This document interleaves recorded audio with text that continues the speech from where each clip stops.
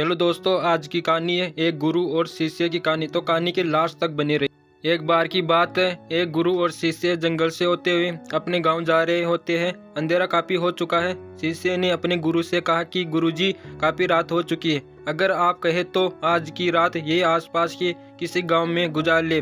गुरुजी ने अपना सर हिलाया और वो आसपास के गांव में एक छोटे से घर के पास जाकर रुके। अब जैसे ही वहां गए तो गुरुजी के शिष्य ने दरवाजा ठकठकाया। उस घर से एक गरीब आदमी बाहर आया तो गुरुजी ने बोला, हम अपने गांव जा रहे थे, लेकिन काफी रात होने की वजह से हमने इसी गांव में रुकने का सोचा। क्या हम आज रात आपके यहाँ रुक सकते हैं?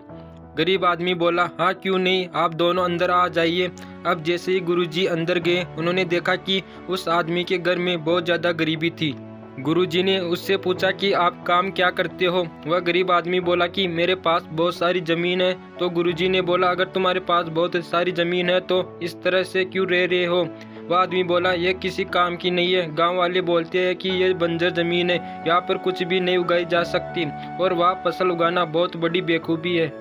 फिर गुरुजी ने बोला कि तुम्हारा गुजारा कैसे होता है? उसने बोला कि मेरे पास एक भैंस है जिससे मेरा पूरा घर चलता है। यह सुनने के बाद गुरुजी सो जाते और रात में जब सब लोग सो रहे होते हैं तब गुरुजी अपने शिष्य को उठाते हैं और उस गरीब आदमी की भैंस लेकर अपने गाँव चले जाते हैं। शिष्य अपने गुरुजी से पूछता है कि गुरुजी, कहीं आप ये गलत तो नहीं कर रहे हैं? उस गरीब आदमी की रोजी रोटी इस भैंस की वजह से चलती है। तो गुरुजी अपने शिष्य की तरफ देखते हैं और मुस्कुराते हुए आगे बढ़ जाते हैं।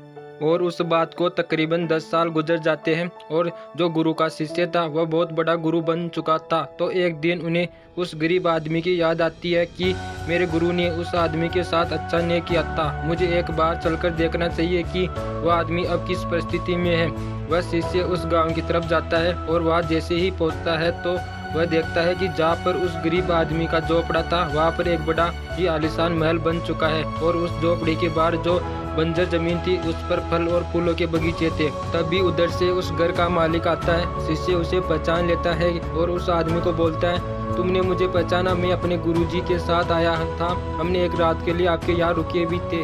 और वह आदमी उसे पहचान लेता है और बोलता है कि उस रात में आप कहाँ चले गए थे और उस रात के बाद ही मेरी भैंस कहीं चली गई थी। मेरे पास कोई रास्ता नहीं था, मैंने अपनी जमीन पर मेहनत की और फसल निकल आई और आज मैं गांव का सबसे बड़ा और सबसे अमीर आदमी बन चुका हूँ।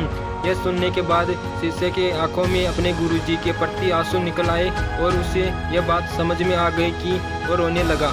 यह कहानी हमें यह सीख देती है कि हमारे अंदर ऐसे बहुत से टैलेंट छुपे हैं, लेकिन हमें कोई ना कोई चीज़ रोक देती है। वो आपकी फैमिली वाले भी हो सकते हैं, आपकी जॉब भी हो सकती है, कुछ और भी हो सकता है। देखिए, आपके पास भी तो भैंस की जैसी कोई दूसरी चीज़ तो नहीं है जिसने आपको आगे बढ़ने से रोक कर रखा है। यदि आपको यह कहानी अच्छी लगी तो चैनल को सब्सक्राइब करें।